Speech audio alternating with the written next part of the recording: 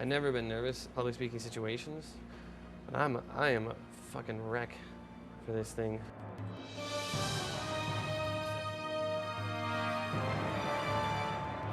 I'm going to basically be presenting the game, play through, and pray to God it doesn't crash. It'll be the largest I've ever seen this game projected, which just means any flaws are going to be like the size of a midget.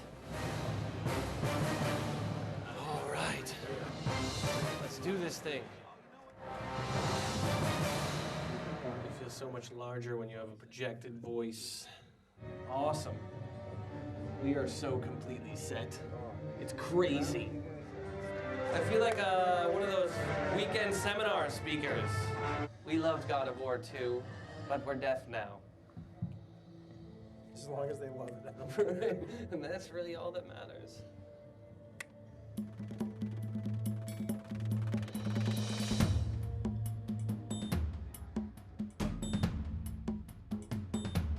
Feel loose. Feel loose. Feel ready to hit some buttons. The gods of Olympus have abandoned me.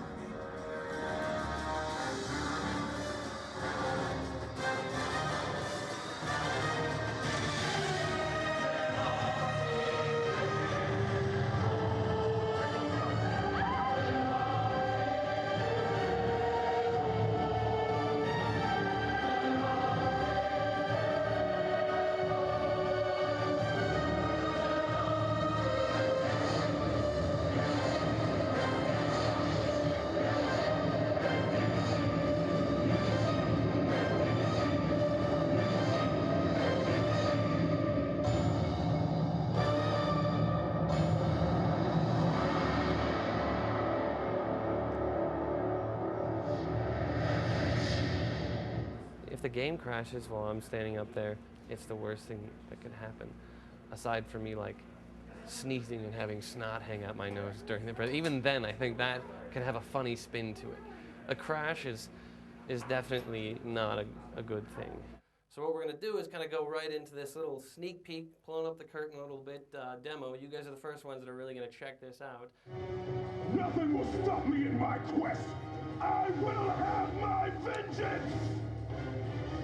One of the things we're really excited about in this game is that Kratos has to journey to the edge of the world. So instead of just having him hop on a Pegasus and play a cinematic, we're actually going to make the player fight their way to the edge of the world.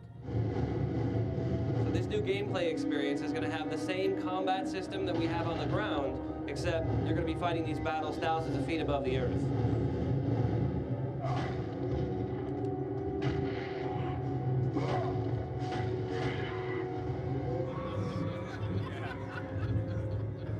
So that part of the game is actually not necessarily directly linking up to this next part of the game. We wanted to give you guys kind of a diverse experience.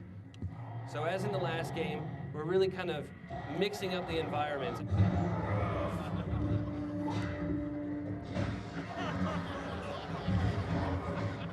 What we're doing in the second game is actually turning the pickups to more of an in-game acquisition. So every time you fight a Cyclops and you rip his eye out, you're actually going to be able to collect that and use that to get rewards.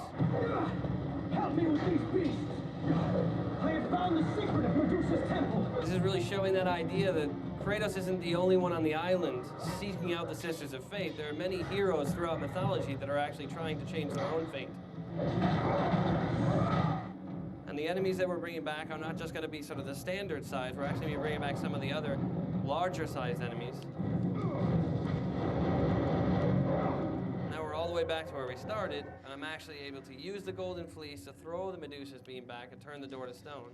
And that is our little sneak peek into the E3 demo. I want to thank you guys for checking it out. To me, it's from the gut, you know, from the heart, that, yeah, it's going to measure up. I worked on the first game.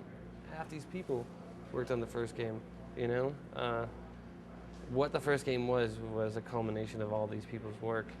And this is our blood, sweat, and tears, man. We would never, ever let it fall below what we strove for. We are absolutely not resting until we eclipse the quality of the first games. The response we wanted was what we got out of that press event. Because going into it, I kind of was like, what is the point of this, you know? E3's in 2.5, 3 weeks. Let's just show it E3, you know? But it was good. I see the purpose of it. That's really what game development is. They just keep moving the goal line, you know, taking the ball away when you're trying to kick it. It's generally the status quo for this job.